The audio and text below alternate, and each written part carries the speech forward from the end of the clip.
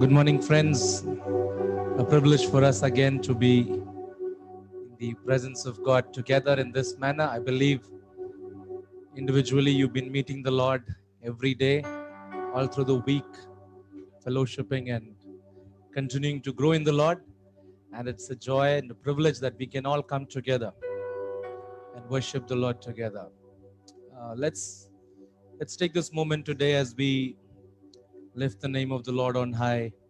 Let this be our prayer that we would draw closer to God today and that we would become more like Him.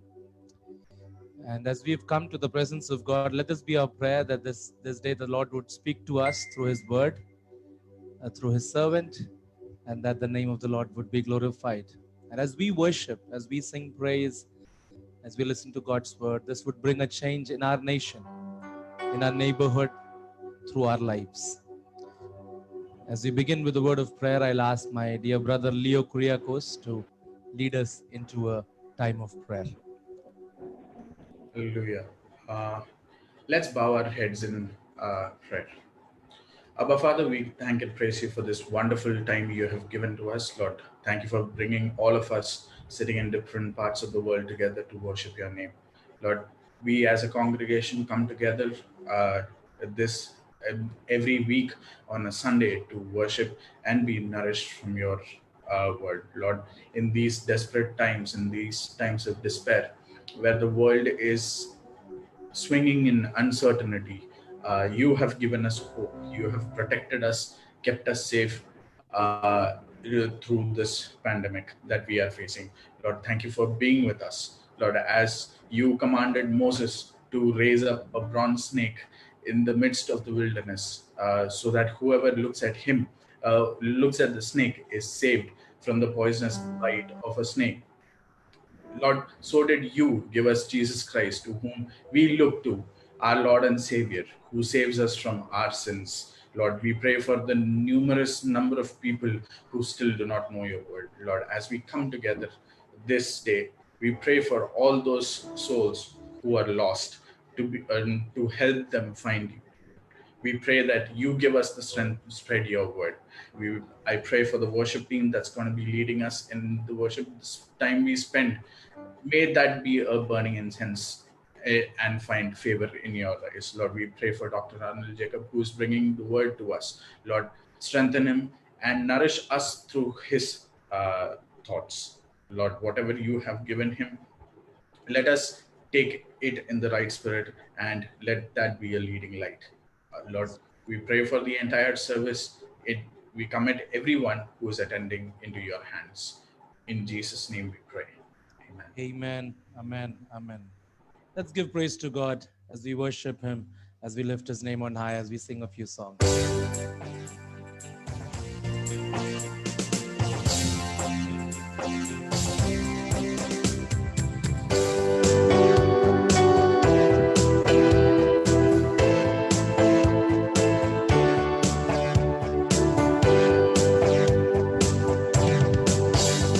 Give thanks to the Lord, our God and King.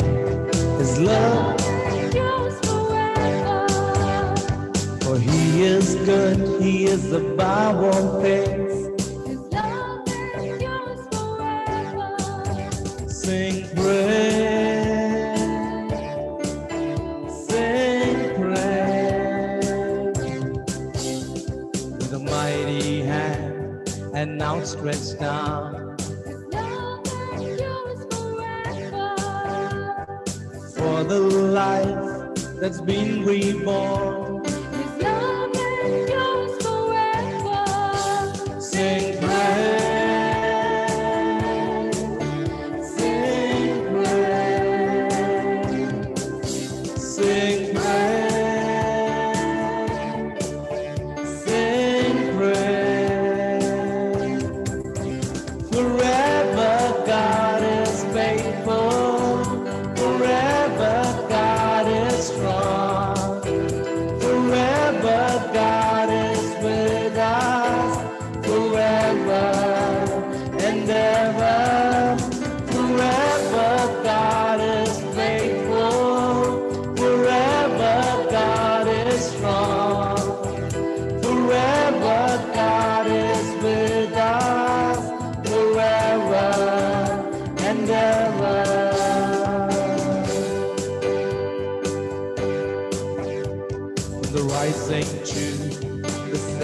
setting sun. His love endures forever. By the grace of God, we will carry on. His love endures forever. Sing praise, sing praise, sing praise, sing praise. Forever God is faithful, forever God is strong, forever God is with us, forever and ever. Forever God is faithful, forever God is strong, forever God is with us, forever and ever. He's a good God. He's amazing. His love endures forever. His love endures forever. I know maybe it might be difficult to sing this, but as you look at the cross, as you look at what the Lord has done, don't compare with anything else, but just compare what He has done on the cross or anything else. The greatest sacrifice, the greatest love. And we sing this, His love endures forever. It's being in your homes with your family. Could you just lift your hands and sing that with me? His love endures forever. His love endures forever. His love endures forever. His love endures forever. His love endures forever. His love endures forever. His love endures forever. Sing praise, sing praise, sing praise, sing praise. Forever God is faithful, forever God is strong, forever God is with us, forever and ever. Forever God is faithful, forever God is strong, forever God is with us, forever and ever, forever. Oh yes, Lord, you're good. You're faithful. We worship a faithful God who's good, who never lies. Your word never changes, Lord. We thank you. We thank you. Will you take a moment right now to just express your love unto Jesus this morning? You might have challenges, might have issues, problems, but would you just take this moment of just expressing your love unto Jesus? Take a few seconds of just telling Him, Lord, I love you. I love you, Jesus. I love you, Lord. I love you, Jesus. I love you, Jesus. I love you, Lord. Jesus. Thank you. Thank you, Jesus. Hallelujah. Hallelujah. Thank you, Jesus.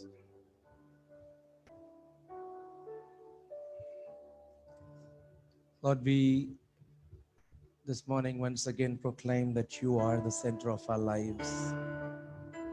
Many times, Lord, we're dependent on our families. We think our jobs can run us. We think the world economy can take care of us. But Lord, we once again prioritize and proclaim that you are that we depend on. Thank you, Jesus.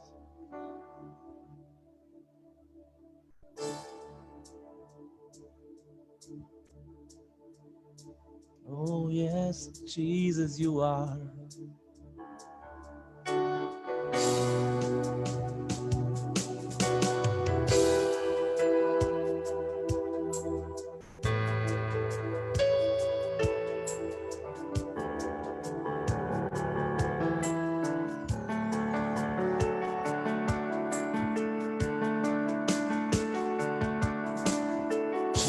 Jesus at the center of it all.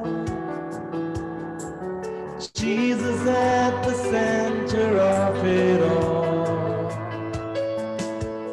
From Beginning to the end, it has always been, it's always been you, Jesus.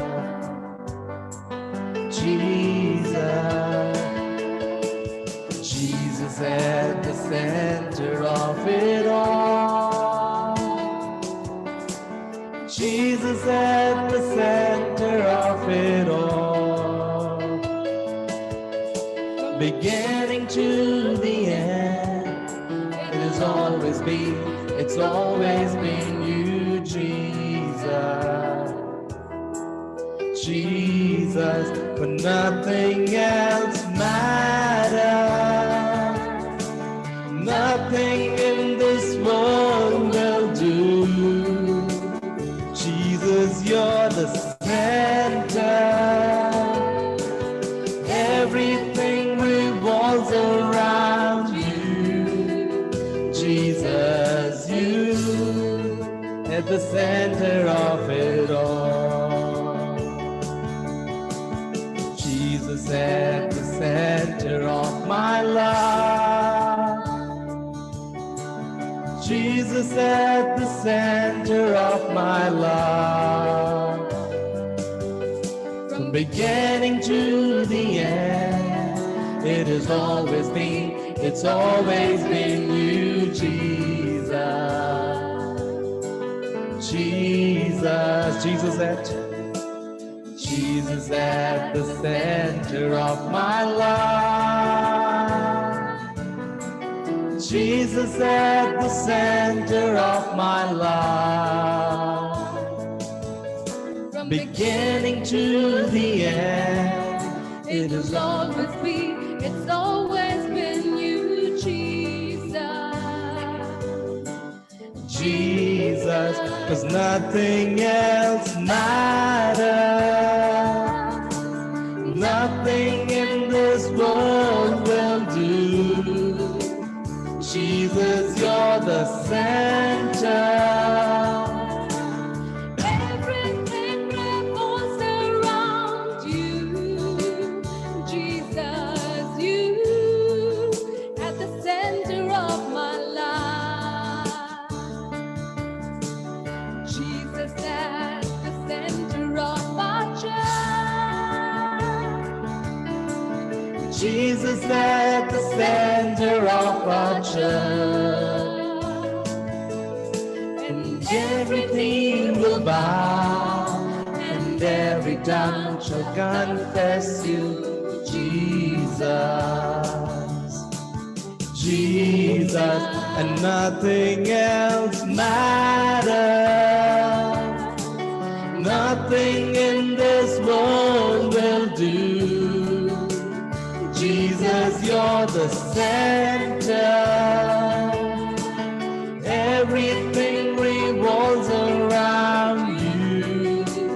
Jesus, you at the center of your life. From my heart to the heavens, Jesus be the center. It's all about you. Yes, it's all about, sing it, church. From my heart to the heaven, Jesus be the center. It's all about you. Yes, it's all about, can we sing that? From my heart to the heaven, Jesus be the center. It's all about you. Yes, it's all about you. From my heart to the heaven, Jesus be the center. It's all about you. Yes, it's all about you. Jesus be the center of my life. The center of my life. Jesus be the center of my life. Jesus be the center of my life. Beginning to the end, it has always been, it's always been you, Jesus. Jesus.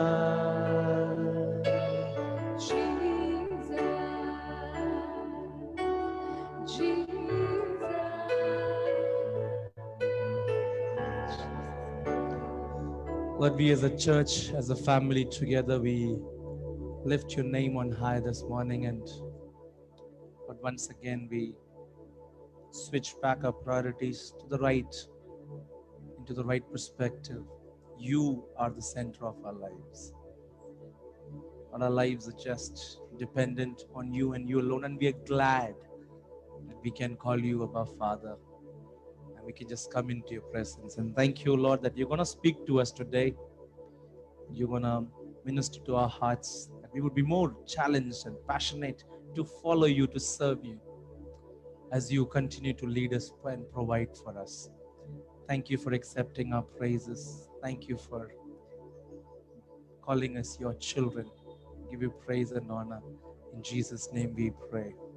Amen. Amen. Amen. Praise be to God for this wonderful opportunity that the Lord has given to us to gather in His presence in this way, in this manner, different homes, different house, but in one mind and one heart coming together to praise the name of our Lord Jesus. And indeed, God has been speaking to us in the past weeks, day after day, week after week. As we look to the Lord, He will surely speak to us. He's always looking for someone who is willing to hear His voice, because God is always speaking. And we've been indeed blessed throughout the last several weeks.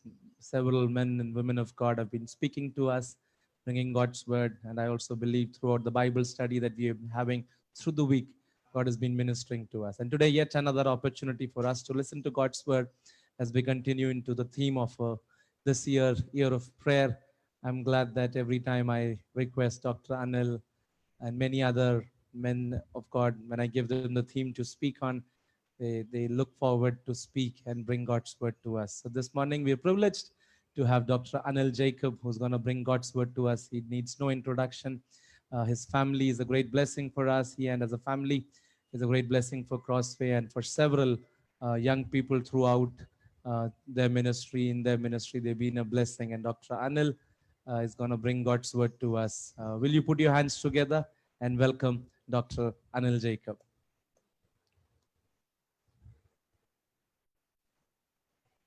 Good morning, everyone. Can you just wave your hands if you can hear me clearly? Just wave. So anyone not waving, just wave so I know most of you can hear me. Okay, great, because the mic is important. Yeah. So thank you so much, Pastor Stanley and Priya and all of you for welcoming me yet again. It's an honor for me actually to share the word of God and to also preach to myself, as I always believe I am accountable for what I say in God's presence. Let's ask God to help us as we go into the word of God. Father, we need your help, and we even need your help to understand how to speak to you for help. In other words, to pray. Father, as we spend a few minutes, about half an hour or so, in the word of God, the Acts of the Apostles, chapter 4, I ask, Lord, that you enable the words of my mouth and the meditation of my spirit to be pleasing in your sight, and guide me into what I should say, how I should say it, and bless the seed of the word that will go forth and bear 30, 60, and 100-fold measure, Lord, that you would be blessed by our being open to your word and your Holy Spirit. I pray this in Jesus' name. Amen. So another help I'll need from you is to tell me if you can see my screen.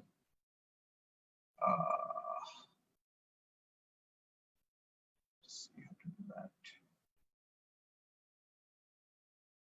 Yeah. Okay.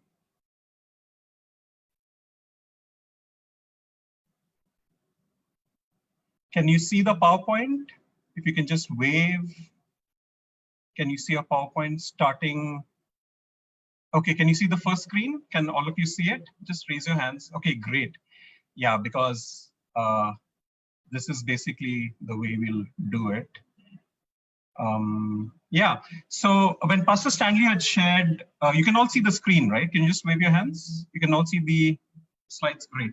So when Pastor Stanley had shared that I need to share from Acts chapter 4, the prayer itself here in these 8 verses is quite short, but you can see that it's part of a bigger story. So let me read out the passage for you. You can follow along in your Bibles. Acts chapter 4, verses 23 to 31. I'll just read from the Bible I use. When they had been released, they went to their own companions and reported all that the chief priests and the elders had said to them. And when they heard this, they lifted their voices to God with one accord and said, O Lord, it is you who made the heaven and the earth and the sea and all that is in them, who by the Holy Spirit, through the mouth of our father David your servant said, why did the Gentiles rage? And the peoples devise futile things. The kings of the earth took their stand, and the rulers were gathered together against the Lord and against his anointed. For truly in this city there were gathered together against your holy servant Jesus, whom you anointed, both Herod and Pontius Pilate, along with Gentiles and the peoples of Israel, to do whatever your hand and your purpose predestined to occur. And now, Lord, take note of their threats and grant that your bondservants may speak your word with all confidence, while you extend your hand to heal, and signs and wonders take place through the name of your holy servant, Jesus. And when they had prayed, the place where they had gathered together was shaken, and they were all filled with the Holy Spirit and began to speak the word of God with boldness. So we can clearly see that there's a lot to be learned about praying from this passage. I think it's also a very dramatic situation that Peter and John are involved in. And in a sense, some of the deep keys for effective prayer are actually right in front of us in this passage. So I just thought, in the kind of crisis situation we are here in Delhi, especially in the last week to 10 days, a lot of things have changed and many people are even more concerned. We need to spend more time in prayer. I think that's very, very clear. But how do we pray? How do we have confidence when we know that God hears prayers, that he'll hear our prayers? Sometimes we have that doubt. I know God hears prayers in general, but will he hear my prayer? So I believe that this passage has several keys that would encourage and inspire us. And I wanted to share a few of those with you.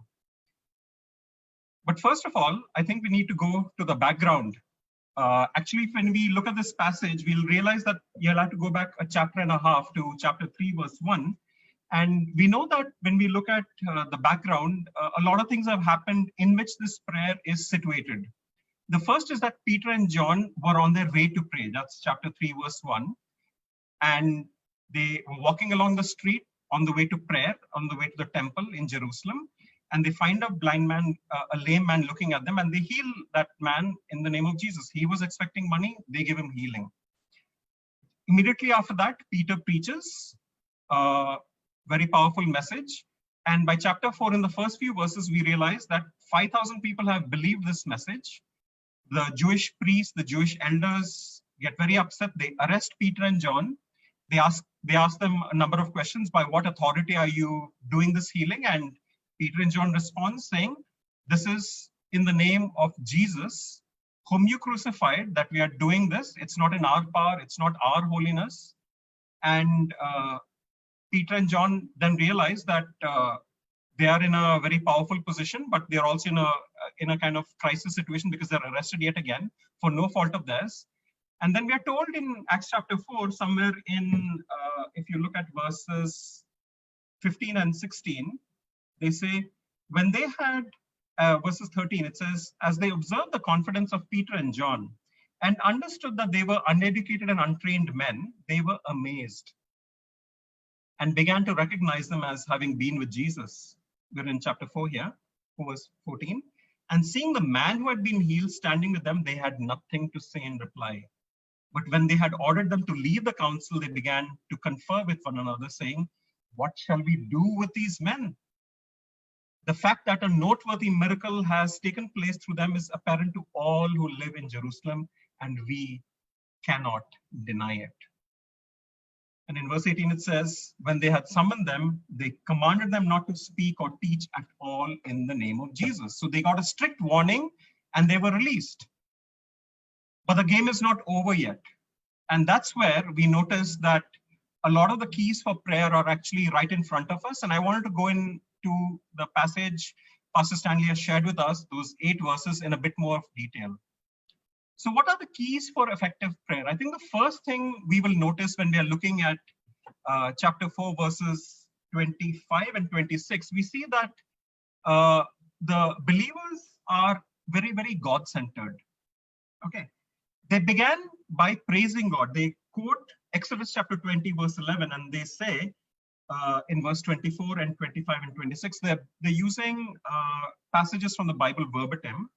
And they are saying, glorifying God, "Oh God, it is you who made the heaven and the earth and the sea and all that is in them, and who by the Holy Spirit through the mouth of our father David, your servant, said, why do the Gentiles rage? Why do the peoples devise futile things? The kings of the earth took their stand, and the rulers were gathered together against the Lord and against his Christ." So they begin their prayer, first of all, with one accord. We see that this prayer begins by focusing on the tremendous power that God has. These days, a lot of us, a lot of our friends, a lot of our neighbors are talking a lot about the power of this virus to spread. We're looking at the power of the lockdown and what kind of a devastation there is in terms of the economy. So many people are unemployed. We don't know where the next meal will come from. Some people don't know where their next job will come. Some people are getting pink slips. They're losing jobs, or they're afraid of losing jobs. So many things that people are seeing right now are actually having a certain amount of power over their lives. You have the pandemic having the power to influence things that will influence our lives. But here, in this context, Peter and John have done nothing wrong. The gospel has been preached. 5,000 people believe in Jesus, and they are reprimanded to not speak about the name in which these good things have been done. So if I was Peter and John, I would be very confused by this time. I would be like, what have I done wrong? What is going on? So one situation that we are all facing that's common with the early church is that the situation we're facing may be confusing. And when things are confusing, I think it's very important for us to be clear about who is not confused, and that is God. And that's because God, the creator of the universe, has ultimate power. It is true that the pandemic has the ability to do damage to us. It is possible. It has real power. We're not denying that. But we also see that in response to this ultimate power of God, the rulers of people rebel against this power. And that's what the early church was saying to God. Lord, we know you have power, but people who have power over us hate you. They rebel against you. So they are actually dealing with reality when they are looking up to God. So, when we are looking to God, we are not denying the fact that bad things are happening around us.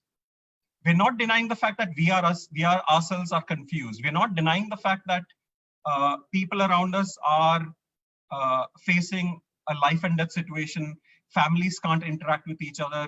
We are already hearing all kinds of news items about hospital beds overflowing, people being turned away. But the spiritual reality that the early church understood was that human beings are actually against this God who has the ultimate power. So if our prayers are not vertical, if we don't look up, what we see around us horizontally will be confusing, as it was for the early church at that time. So one of the keys that I think the early church really understood was that they always looked at what was invisible. They looked upon God. And what is the source of this courage? Where do you get that vocabulary to pray about the things that you're seeing and bringing it to the ultimate God? We can see that effective prayer is ultimately based on the Bible. When we look at the first few statements that are made in verses 24, 25, and 26, we will see that they're coming verbatim from two parts of the Bible. One is Exodus chapter 20, verse 11, and the second is Psalm 2, a great messianic psalm. So the second key that I believe we can see from the early church is that when we pray to God, we bring God's words from his Bible to God's throne itself. That's the difference when we use the words of God in the word of God to God himself. There is a lot of courage that comes when we are praying the Bible. When we take the words of God into our hearts and we believe it, and we come to God and we say, Lord, you said it. This is what you said. I didn't say it. This is who your word says you are. There is a tremendous increase in confidence. There is a tremendous power. There is a tremendous relaxation when we use the words of scripture themselves and we bring it as part of our petitions to God. Notice that this prayer begins with the verbatim words of scripture.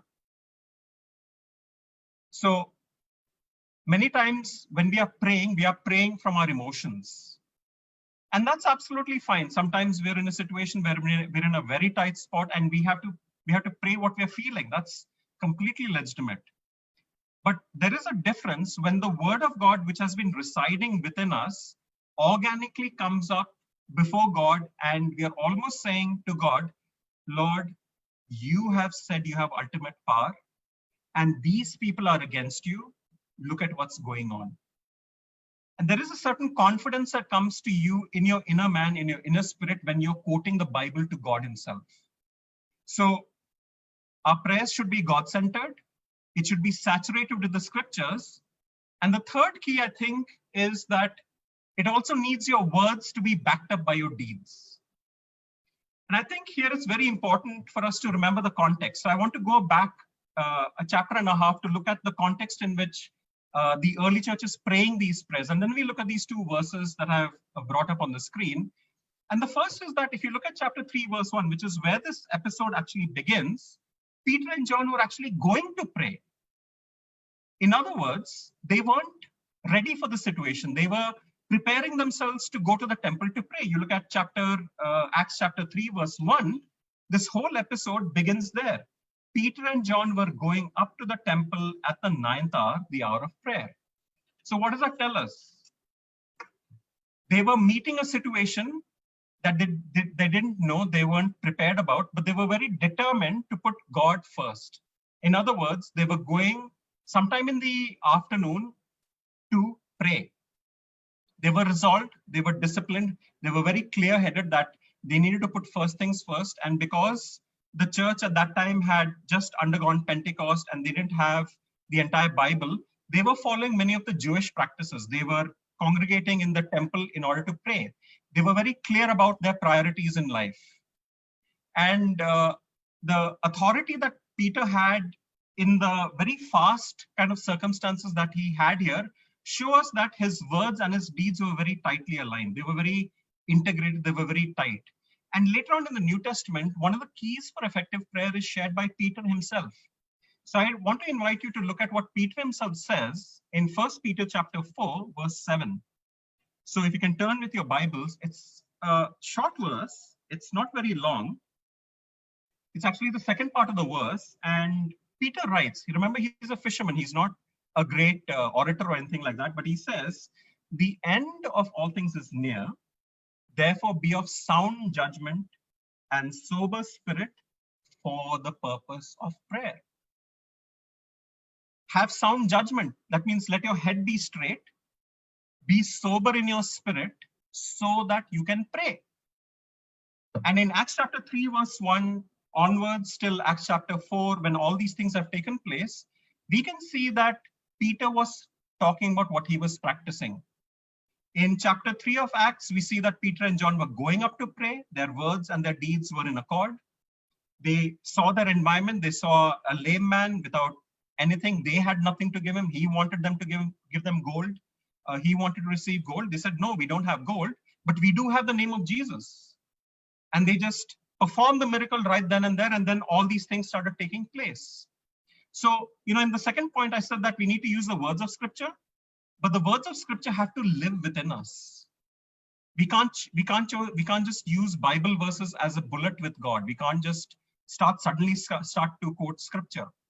And in the Old Testament also, people of God knew that there was something very important about our words and our deeds being aligned. So I want you to turn with me to the Old Testament also and look at another verse written by another priest, a great man called Ezra. He was responsible for bringing the captives from Babylon back to Israel. And he has a very simple thing that I've often turned to and I've often reflected a lot in the context of our life living out the word of God. So let's look at Ezra chapter 7.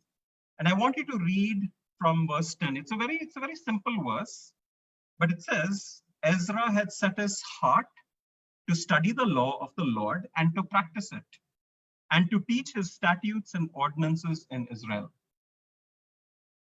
Those words are not written by accident. What's the first thing that Ezra had to do? He had to set his heart to study the law. And after that, he had to practice it and then to teach it. Then to teach the statutes and ordinances in Israel. So prayer has to be God-centered, no problem with that. Prayer has to be biblical, no problem with that. But the third point is very important. Our words and our deeds have to be integrated. We can't just say, Lord, the Bible says, but we live in another way. Here we see in Acts chapter 4 that the entire church was praying in one accord, and they were praying to God. They were praying, believing in the power of God as the ultimate power holder. And they were also saying, Lord, these people who are the kings, who are the rulers, they are against your son. They actually crucified him. And now comes the petition. Okay? And another thing we notice about prayer, especially when it's public, is that it should be brief. It should be brief. You look at this entire prayer, it won't take more than 2 minutes to pray these things. But what do you see in a lot of Christian circles today? In a lot of Christian circles today, public prayer is more publicity than prayer. I can tell you a little bit of a funny story that happened when my wife and I were in Kerala, and my cousin was engaged, and we had the engagement over sometime around lunch. And before the meal was being served, would you believe how many pastors were called to pray? 7 pastors prayed for that lunch meal. 7. My wife and I actually counted. And here we see the opposite. Here they're praying together, but it's very brief and to the point. It's not that all prayer has to be brief and to the point, but especially when you're praying in public, it's so important, just say what you have to say to God and please disappear. Especially a lot of us who come from a Christian background, we kind of know the language, we know the vocabulary, and it goes on and on. But public prayer has to be brief. You can pray at tremendous length in your private prayers. God encourages that, because in Matthew chapter 6, Jesus says, when you go into your private closet, hide yourself and be in secret, and your Father who sees in secret will reward in public. So public prayer, I think, a simple lesson from this passage is that it should be brief and to the point.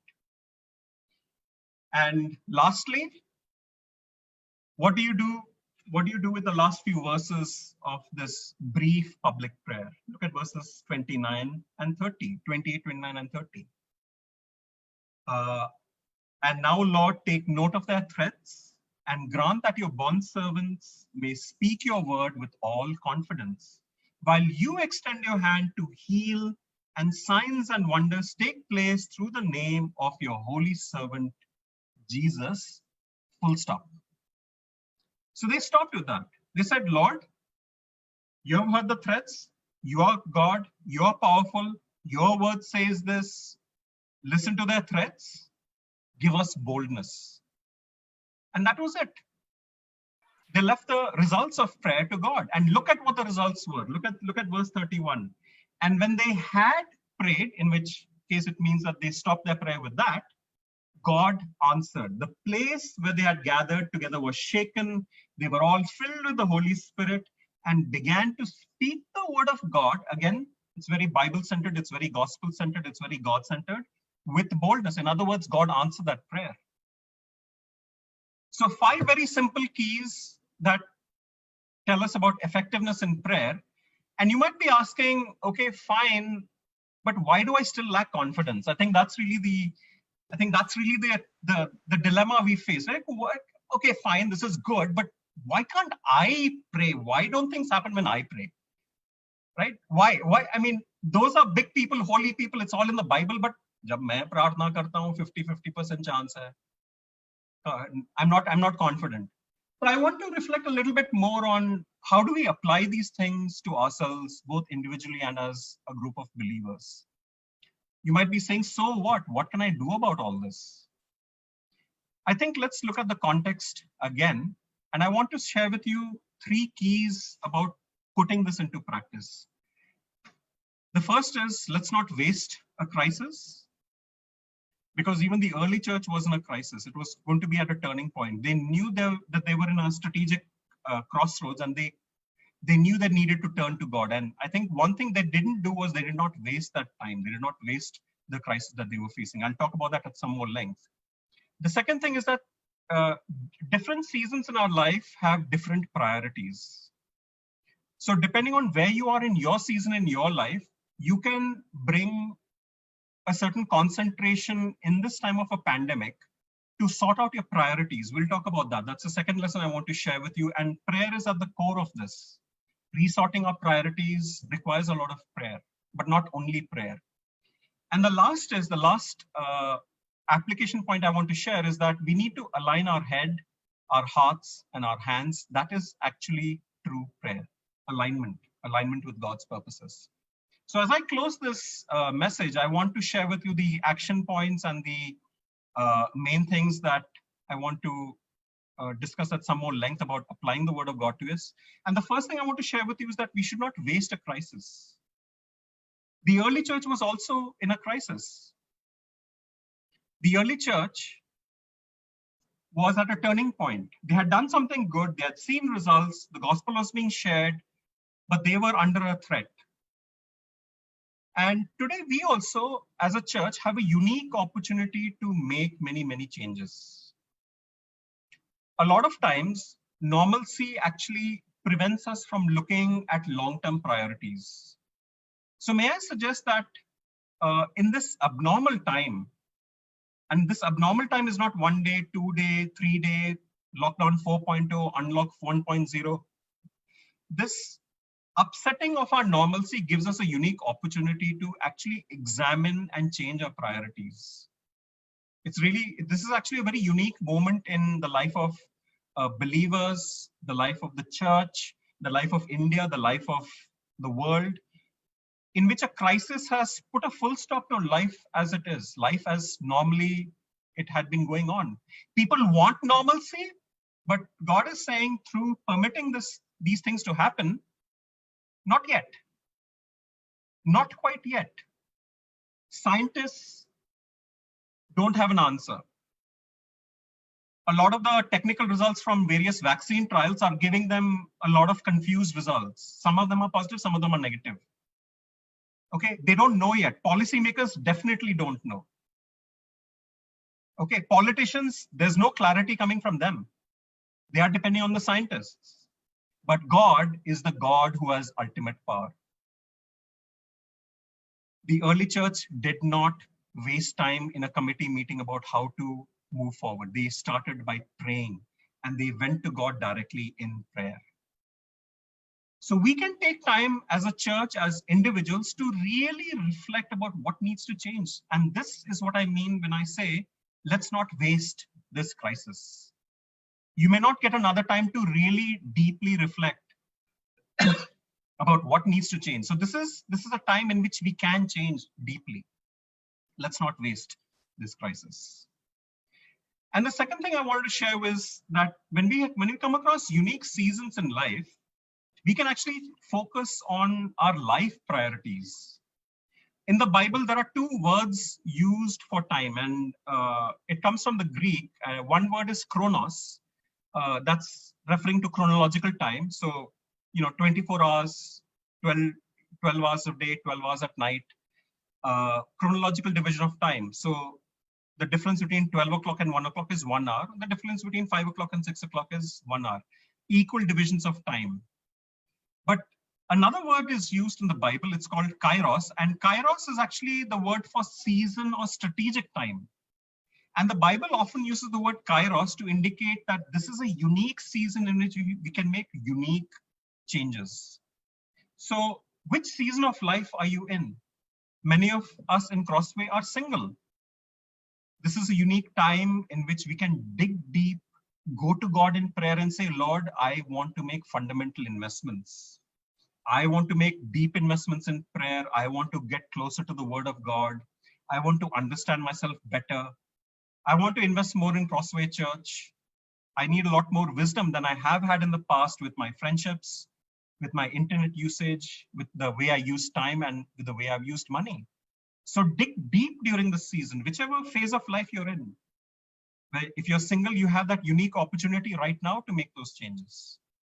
If you're married, get together with your spouse and spend time reflecting. What do we really need to focus on?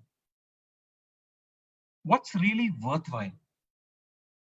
So such seasons in life, especially when you combine it with the first suggestion that I have, which is that this crisis should not be wasted, we need to ask the question, what is really, really worthwhile? We need to really think. And if we are having difficulty thinking, pray about that. Ask God, Lord, I need a massive download of wisdom. I need to change. I can't go on like this. I need your help, Lord. Please help me to learn how to pray. Help me to learn how to read the Bible. Help me to be better at my job, better at my studies. Whatever you're confused about, pray about that. This is a season in which we can make that a life-altering priority. And I've been really, really challenged by one question that I saw very recently, and it's right at the bottom of your screen. And I saw it in a missionary newsletter from Brother R. Stanley of Blessing Youth Mission in Vellore. And he was writing a newsletter about the life of Graham Staines, who was martyred about 10, 12 years back. And Uncle Stanley asked this question, is what you're living for worth dying for? Is what you're living for worth dying for? That's a life priority question. And we need divine wisdom to boldly ask God for that. We need that divine wisdom. We need God to help us answer that question. And my last point is we need to align our head, our heart, and our hands.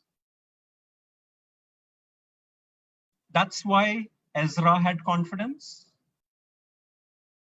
That's why Peter could write with confidence, the end of all times is near. Be sober and self-controlled so that you can pray. So I believe that as we truly pray, we are actually being searched very deeply.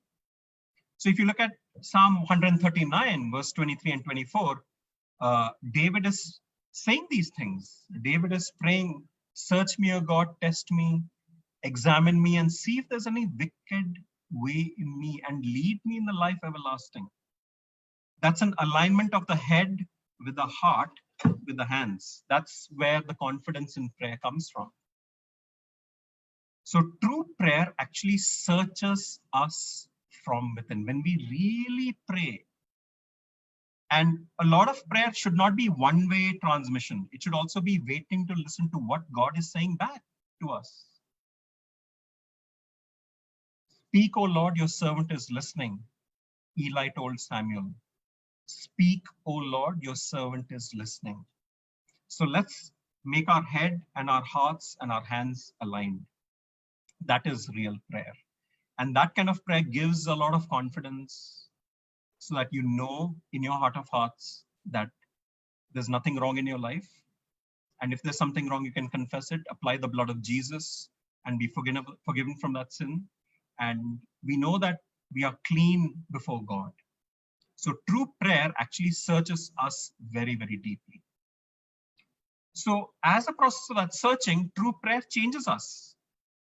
And as we change, these changes become foundations for confidence in prayer, because we know we have repented.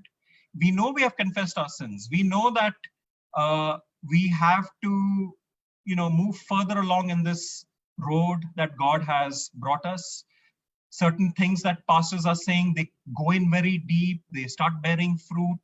Sometimes you're reading the Bible and one phrase jumps out at you and I'm like, oh my gosh, I didn't see it so clearly. Now I do. I better change, better move fast. I can't be like the guy who was always running here and there.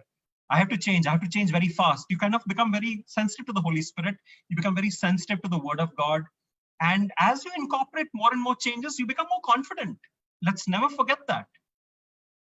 As we repent, as we change, as we obey, we have an increase in confidence in prayer, my brothers and sisters. There's an increase in confidence. I've seen that, especially when we make changes that we don't like. We may have to say sorry to someone. We have to cut down on certain bad habits, cut down the internet usage, cut down the smartphone usage, work harder at study, work harder at assignments. You know those things. So that's when we are being searched and the Holy Spirit's voice becomes louder and louder. So we become more sensitive to him. And then Romans 8:27 tells us that the Holy Spirit teaches us how to pray. We get confidence in prayer. So that's really true prayer. It starts searching us. It starts molding us.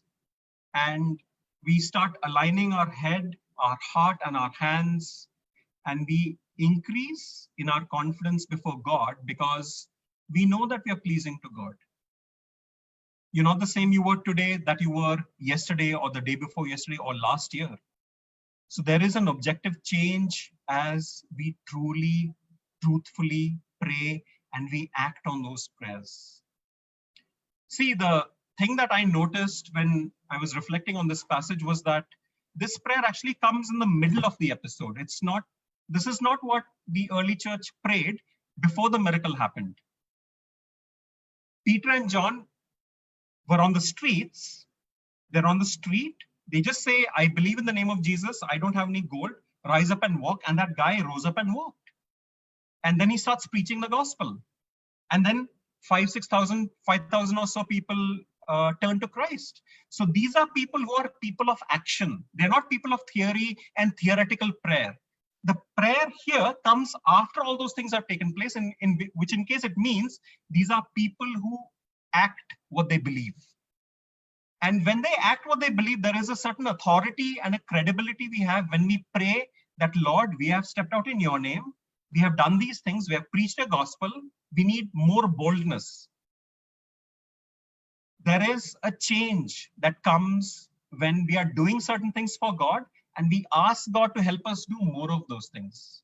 That gives us a lot of confidence. So sometimes maybe the difficulty we have is we're not walking in obedience. And so we are praying, Lord, help me to obey. But actually deep down, we know what we are supposed to obey. We just don't want to obey now. We want to delay. We know what we're supposed to obey deep in our hearts, but we want to spiritualize it. How many people we have met, and people who are in ministry, they keep telling us about this. I myself have seen this. I myself was like this. If someone asks you to help them and you know you have the power to help, instead what you'll say is, Lord, I'll pray about it. I'll pray about it. I'll pray. That's a cheap prayer because you don't intend to act upon it. And I have prayed those prayers. That's not the kind of prayer that the Bible is talking about. So that's why in the middle of this episode, Peter and John have already done the things that they are praying about. They have believed in God's name, Exodus 20, verse 11. They have seen Pilate. Peter saw the crucifixion of Christ. Peter himself betrayed Jesus Christ. Peter has seen the rebellion of the kings. Peter can see the connection between Psalm 2 and what has happened in Jerusalem and the things that they're praying. Peter has that confidence. James and John have the confidence. The early church, many of them who are not mentioned, had that confidence. So when we are aligned in our head and heart and hands, God will really answer that prayer. So with those thoughts, I just want to close with a short word of prayer. And may God bless you as you think about what we can do differently, pray differently, prioritize differently. And many, many keys of effective prayer are found right in front of us in the Bible, but we need to read it in the context. And we need to be like the people who are praying these prayers. So certainly in 1 Peter 4:7, Peter was a person who lived out what he said. Ezra was somebody who studied the word of God, but he practiced it before he taught it. And we need to practice the things that we want God to do with the power that we have, with the little mustard seed of faith that we have. Because there is always hope as long as we're alive. God is a God who is a God who of hope today. You know, even when he revealed himself to Moses, he said, I am that I am. He's a God of the present. So if you're saying to yourself, oh, these are very hard moral requirements, ask God to give you a willingness to change. Just ask God for that willingness. Just ask God, Lord, I need your help to want to change. Make that your prayer. Even if it's one sentence, but you genuinely mean it 100%, that's enough for God to act. And I believe God will bless you as you sincerely want to become a different believer, a different kind of person, and you want God to be God in your life. Let me just close in prayer. Father, I just thank you for the specificity of your word and how you have written very truthful things about the early church as they prayed in a time of crisis. Father, many of us in this virtual church meeting are in different places. We have different burdens, different kinds of news are reaching us about the spread of the pandemic.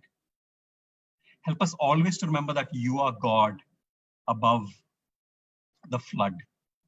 And you have complete authority, complete power over everything, even over the people who are giving us our paychecks, deciding about a lockdown, deciding about a containment zone, the food we eat, all these things, Lord, they come from you, and we want to honor you this Sunday afternoon. I pray this in Jesus' name.